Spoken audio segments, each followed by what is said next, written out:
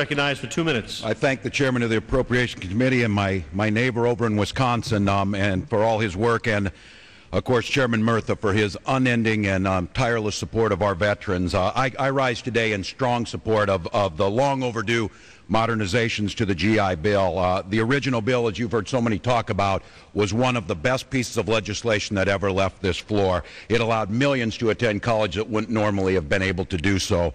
I, like my father before me, is one of those that stands before you because of that. I also stand before you in a humble position of being the highest-ranking enlisted soldier ever to serve in this body. And the understanding of what these soldiers sacrifice and what our responsibility is should be known by everyone here. At times of war, we are asking so much, and as Senator Dole told our committee not more than a year ago, you spent billions putting them in harm's way, you spend the billions getting them out. We have a moral obligation to provide these veterans benefits when they return. It's also a national security issue to keep faith with our young people, to know that if they choose to sign up for this to defend their nation, we will stand with them. Now, I can tell you this, I am not an attorney like many of my colleagues here. I'm a high school teacher and a 24-year veteran of our military. But I hear people stand here talking about process, talking about legalese, talking about everything like that. Your process, and when you were in charge, you had 5 years, Mr. Speaker, 5 years to do something about